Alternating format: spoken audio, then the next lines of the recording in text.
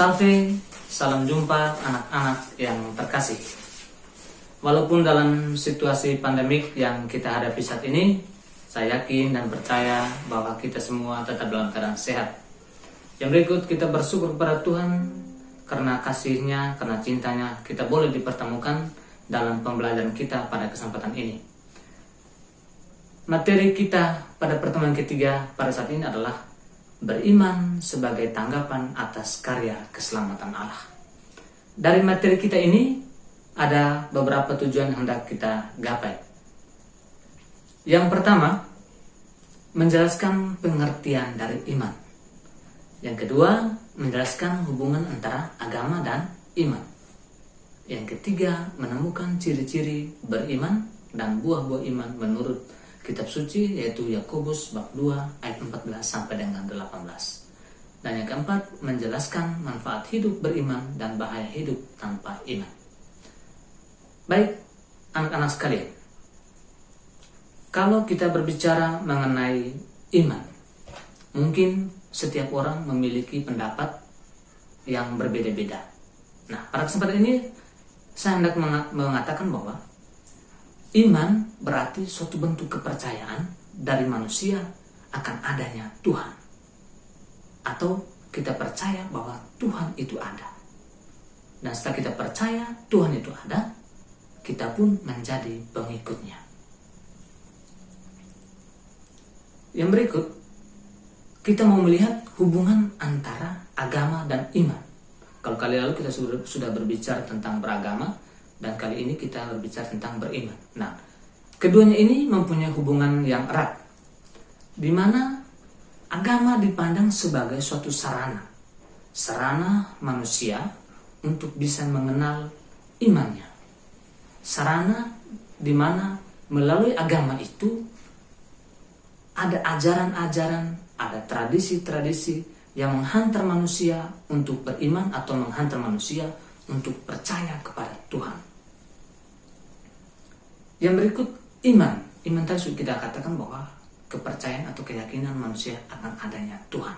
Kita percaya bahwa Tuhan itu ada. Dan sekarang kita mau melihat hal yang lebih mendalam tentang beriman. Tentu kalau kita dari katanya beriman, itu berarti kita memiliki iman. Nah, Tuhan yang kita percayai melalui ajaran agama tadi, Tuhan yang kita yakini tentang adanya Dia, harus mampu kita terapkan apa yang diajarkan oleh agama tadi dalam kehidupan kita sehari-hari. Dan bukan sekedar kita tahu, bukan sekedar kita paham, bukan sedang kita mengerti, tapi apa yang kita pahami itu, apa yang kita ketahui itu mampu kita wujudkan dalam kehidupan kita sehari-hari. Nah, yang berikut, kalau kita berbicara iman, berarti tidak bisa kita lepas pisahkan dari yang namanya wahyu. Di antara iman dan wahyu mempunyai satu keterkaitan yang sangat-sangat erat. Dia ibaratkan mata uang dan tidak bisa dipisahkan. Dari hubungan antara wahyu dan iman dapat kita jelaskan dalam ilustrasi sebagai berikut. Di sini ada Allah, ada manusia. Panah Allah ke manusia menunjukkan bahwa Allah yang memperkenalkan dirinya kepada manusia, atau Allah menyatakan dirinya kepada manusia.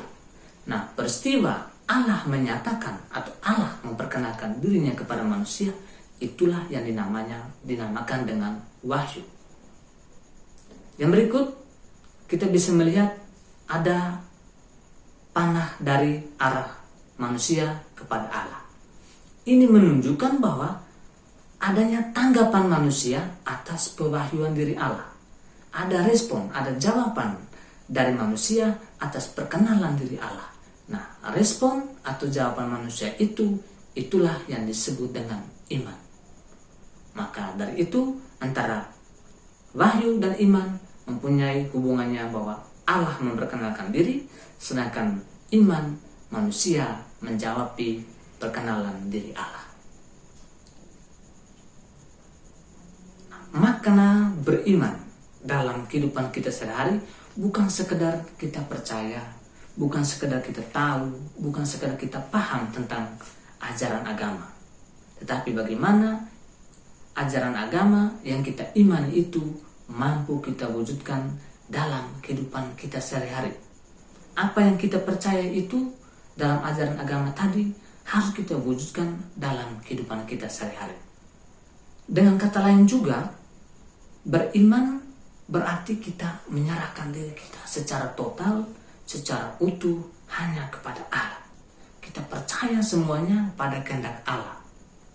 Kita berpandangan bahwa apapun yang terjadi dalam kehidupan kita itu merupakan bagian dari rencana Allah untuk kehidupan kita manusia.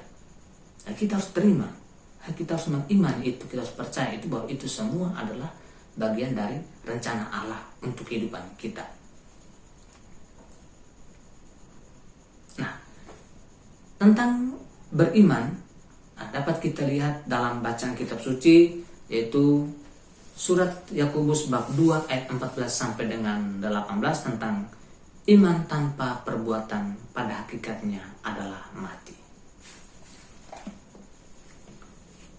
Mungkin anak-anak bisa membuka kitab surat Yakobus bab 2 ayat 14 sampai dengan 18. Iman tanpa perbuatan pada hakikatnya adalah mati.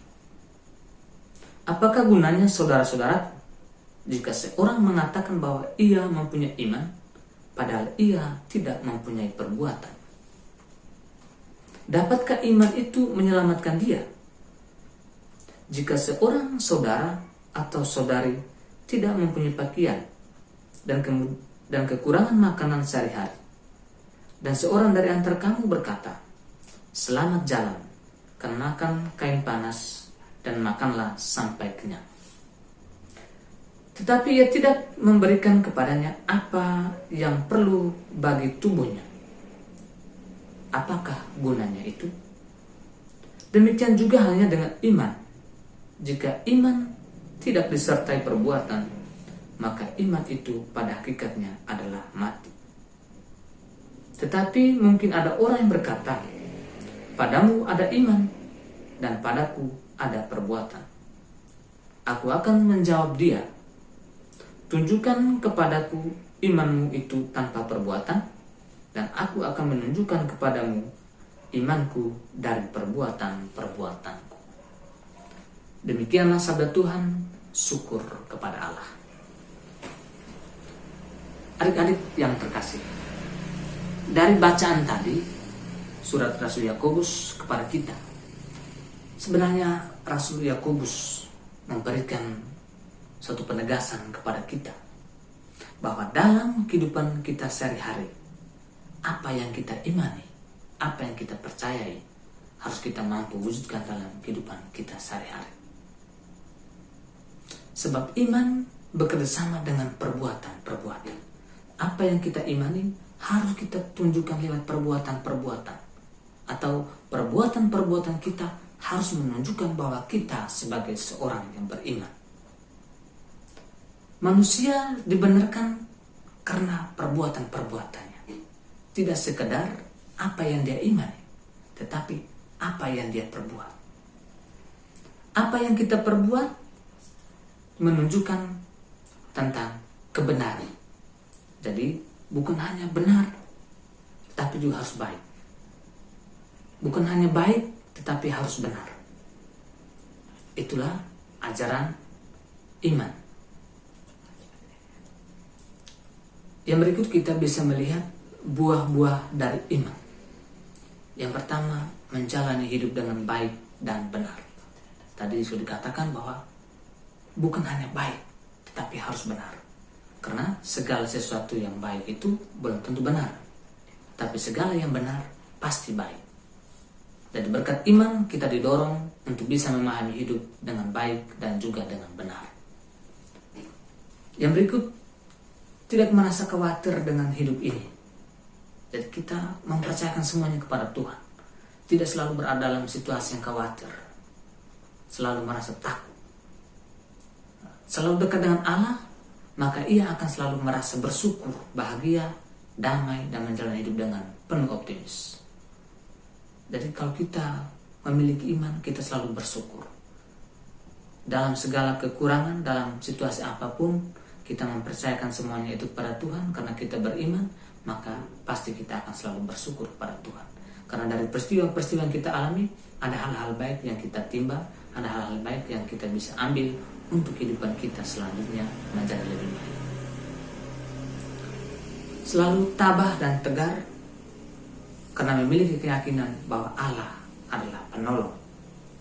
Jadi kita selalu yakin dalam situasi apapun, atau ketika kita mengalami peristiwa apapun, kita selalu yakin bahwa Tuhan selalu hadir untuk menolong kita. Ini bukan sekedar kata-kata, atau bukan sekedar bahasa-bahasa yang baik, bahasa-bahasa indah, tetapi ini sungguh bahwa apapun situasi kita, Tuhan pasti akan menolong. Yang penting kita sungguh-sungguh meyakini Tuhan akan menolong, bahwa Tuhan akan menolong. Bahaya orang hidup tanpa iman, atau orang yang tidak memiliki iman, selalu merasa tidak nyaman dalam hidup, gelisah, selalu meliputi rasa takut. Orang selalu merasa was-was, selalu gelisah dalam hidup, selalu merasa tidak puas dan tidak bersyukur, selalu tidak puas dengan apa yang ia miliki, bahkan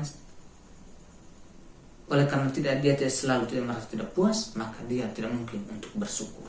Beda kalau dia merasa tidak puas dengan melakukan hal-hal yang baik secara terus-menerus, menjadi lebih baik dari hari ini, menjadi selalu berusaha untuk menjadi yang lebih baik. Dan pasti dengan usaha tersebut dia akan selalu bersyukur. Cepat putus asa dan cepat menyerah. Jadi sedikit masalah, sedikit persoalan yang dia hadapi, pasti dia akan merasa putus asa atau menyerah. Biar begini sudah. Padahal sebenarnya ini hanya sebuah tantangan untuk kita bisa menemukan atau mendapatkan apa yang menjadi tujuan kita. Yang berikut, selalu mengambil jalan pintas dalam mengambil suatu keputusan. Misalnya kalau sebagai anak, untuk mendapatkan nilai yang baik, supaya bisa membuat orang tuanya bangga atau bisa mendapatkan nilai yang bagus, maka dia mulai melakukan kecurangan. Misalnya meminta tugas dari teman, atau menyontek, atau mengambil tugas dari teman, bekerja sama dengan teman supaya mendapatkan nilai yang bagus. Itu mencari jalan pintas. Yang berikut, cenderung berusaha untuk lari dari tanggung jawab. Orang tua suruh melakukan sesuatu, tapi dia tidak mau melakukan pekerjaan itu, lalu dia menyuruh orang lain untuk menyelesaikannya. Itu namanya dia tidak tanggung jawab, lari dari tanggung jawab yang telah diberikan kepada dia. Oke, anak-anak sekalian, itulah materi kita hari ini. Sekiranya dengan materi ini bisa membantu kita untuk semakin beriman kehidupan kita sehari-hari, sehingga hidup kita menjadi lebih dekat dengan Tuhan, yang tentunya akan berpengaruh bagi kehidupan kita dengan sesama. Pertemuan kita kali berikut tentang beriman Kristiani. Terima kasih, Tuhan memberkati, sampai jumpa. Salam.